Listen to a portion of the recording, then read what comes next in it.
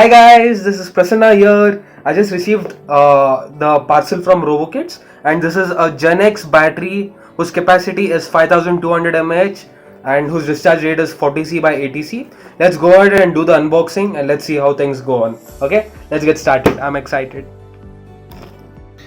And you know what? I'm quite excited to take a look. I've ordered a Gen X battery of 5200 mAh, and RoboKits claims that it is equivalent to a Tatto battery, and in fact for the same price capacity, if you have a look at their website, you'll realize that it is more expensive. Anyways, let's see. A Tatto battery is a Gen X battery is more expensive than a Tatto battery.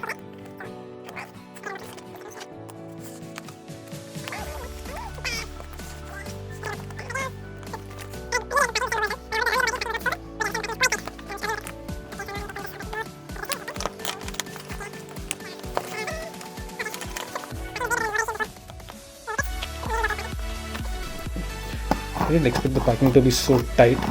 Yeah. Yes. Awesome packing. This is my invoice with certain terms and conditions. I'll keep that up there. And amazing! Look at this massive beast. Quite impressed. Looks very impressive. Individual cells are thin, and yeah, there is no puffing or anything of that sort as I received before.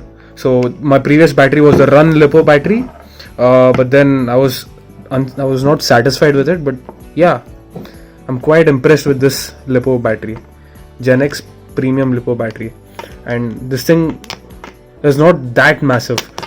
It appears to be light. So RoboKits claim that it is 330 grams. So this is crazy. I'm impressed. Each of the individual cells look quite nice. Okay, so first of all, I'll start by thanking RoboKits for providing me this Gen X battery. The label stands Gen X Power. So I got a discount on this battery. The actual price of the battery costs about 6,000 rupees, somewhere around 5,900 rupees. I'll put up a link in the description. But then RoboKits was kind enough to let me have it for 4,500 rupees. But then yeah, so I did initially purchase a Run Lipo battery from them, the Run Lipo. You can check their website out for that. But then I believe I received not good battery. I was not at all satisfied with that battery.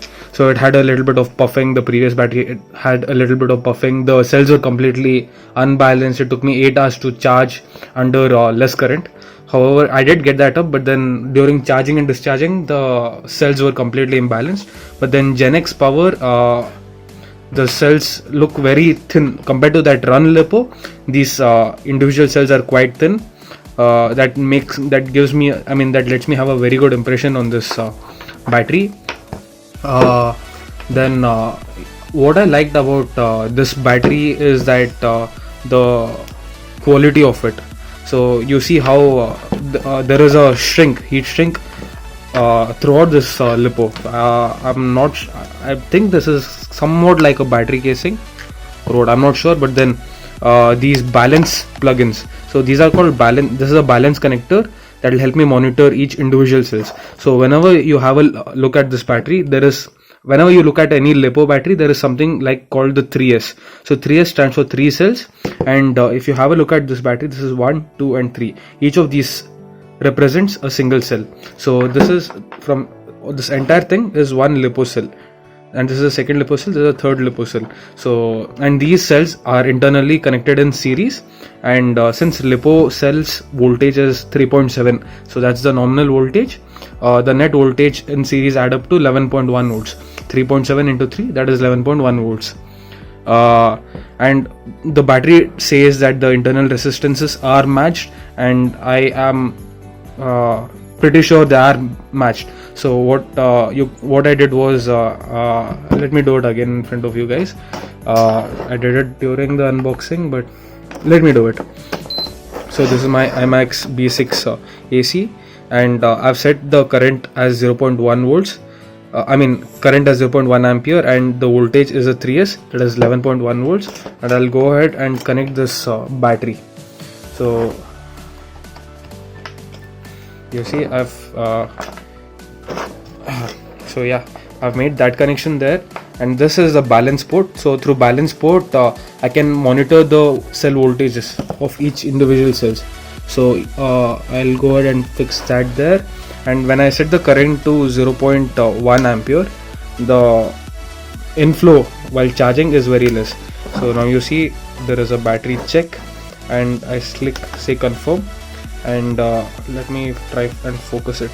Yeah, so now you see it is charging, and I can look at the individual voltages of the cell. There it is 3.80, 3.81 and 3.81. So somewhere near 3.81, 3.82. So each of these individual cells are perfectly balanced. I'm pretty impressed with this as well. Yeah, definitely the cells are balanced. They look premium as well. So RoboKits tell me that it is equivalent to a Tattu battery. And frankly speaking, when I looked at their website, the GenX battery costed more than the Tattu batteries, when I was pretty shocked. So coming to its performance is what I'll have to make a review on post flight. So where are these LiPo batteries mostly used? So these LiPo batteries are used in hobby toys or drones, big RC cars, 1/8 scale. So when I say 1/8 scale of an RC car, that is like around 60 centimeters in length, and the tires are this big. Yeah, so coming to the thickness of each cell, I find it quite I find it thin. So such thin cells delivering 40C is something great. So 40C is the discharge rate of this battery. So if you do the math, 5.2 into 40 is 208 amperes. So each individual cell is capable of giving me up to 208 amperes of continuous current, and the website mentions it is a 40/80C. So when it is 80C, what it indicates is that for up to 10 seconds it can give me 80C discharge current. So 80C from this battery is equivalent to 416 amps. That's a massive amount of current. So this is a small toy, racing quad that was built by me, and just have a look at it. Looks massive, right? The battery is way bigger than my quad. Yeah, don't try to use such a system on your small quad, because as the propellers rotate here, since battery is coming down, it'll reduce your efficiency. So there's not all the airflow will pass through it. So some of the airflow goes as wastage. So because when this thing comes out here, and at this end again the battery comes out, it's coming out of the body. So the propellers rotating, they rotate over the body, and that time there's a lot of decrease in efficiency. So I wouldn't recommend you people to use this battery on such small quads. So if you have a bigger quad, that's better. Bigger the better always. So on these small quads I use the Denogy battery. The Denogy, this is an 1850 mAh. I bought this from Get TBS, and it gives me an amazing performance. And if you try to estimate the size, the thickness, the Denogy is a 4S, but each of the cells of Denogy is way fat. And if you look at the breadth as well, there's a lot of difference. This is a 130C. Yeah, but overall this battery is quite impressive. So I'll put down a link in the description from where you can purchase this. So these XT60 connectors ensure that there is no reverse polarity when you plug it in. In fact, any connector will do it.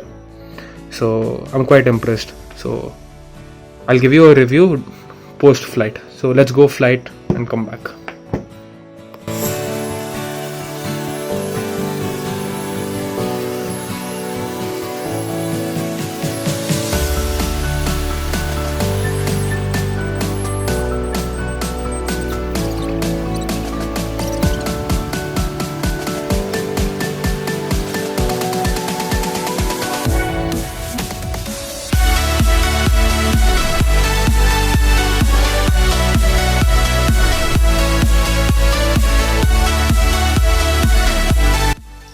Okay, hi guys.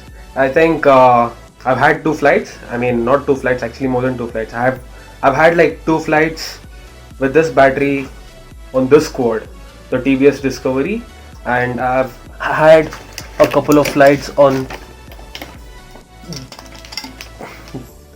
this racing quad as well. I did mention that having the battery right underneath the race quad will reduce its efficiency as the propellers, because when propellers are rotating, they're going to throw air on the battery and hence reducing its efficiency. But then it's really impressive. I mean, it's worth, I feel paying 6,000 rupees for this battery is worth it, and it's a one-time investment, so you can use it for a couple of years. That's what I am expecting from this.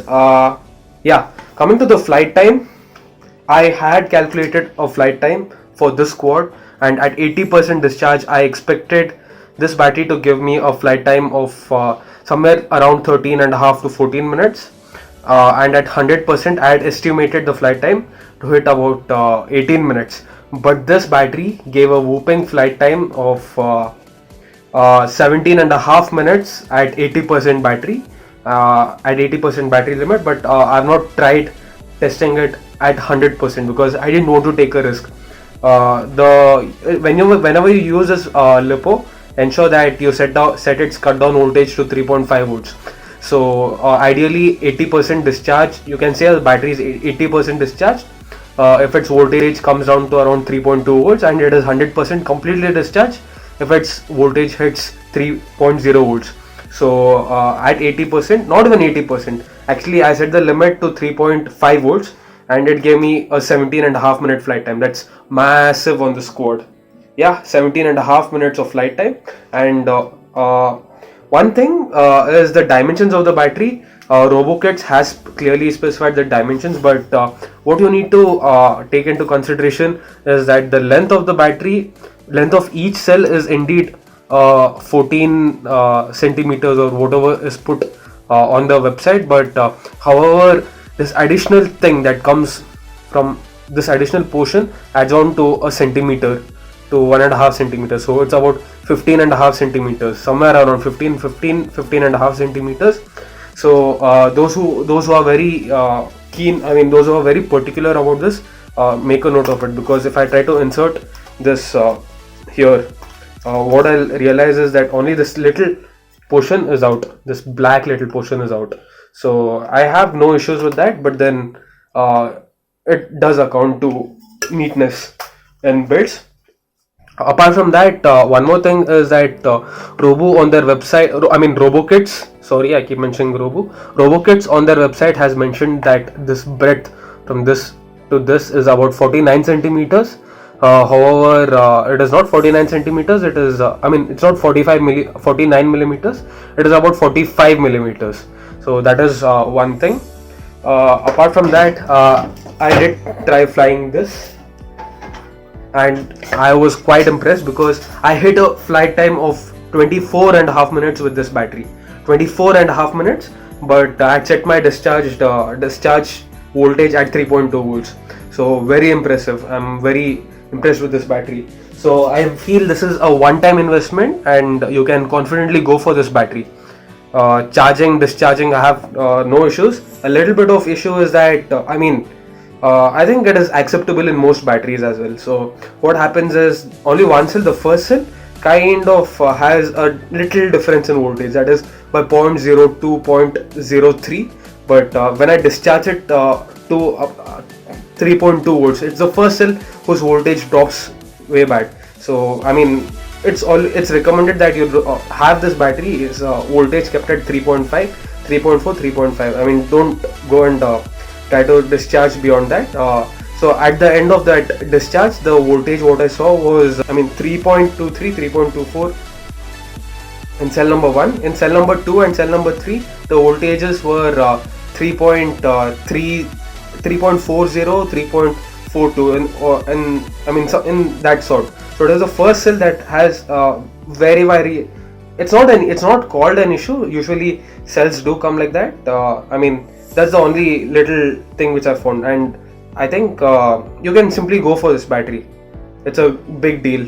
So go ahead and grab your GenX LiPo. Yeah, And one thing I forgot to, I mean, you might have seen that video wherein I just hovered this right above the ground, okay? So you might think that, okay, fine, this is not the proper method to estimate flight time, but what I'm calling here is hovering time. What am I clearly mentioning is a hover time. So let the quad hover at an altitude of 1 meter, or let it hover at an altitude of 5 meters. The current drawn during hover is always going to be the same, because when it hovers, the weight of the quad, that is the downward force, is equal with that of the thrust. So if the quad has to hover at any height above the ground, the thrust should be equal to the weight of its quad, weight of the quad, that is the all of weight including the battery. So if you need to understand this. So hovering it right above the ground for a particular amount of time, or hovering it at any greater altitude, the flight time is nearly going to be same. Why I say nearly is that because when you are at greater heights, there might be greater air drag, and when there's an air drag, the thrust produced by the motors need to cancel out the air drag as well. So in a closed area at any particular height, the amount of current drawn by the quad at any altitude is going to be the same. Yeah. So I think I've made myself quite clear, and yeah, that's my quad. Bye bye guys.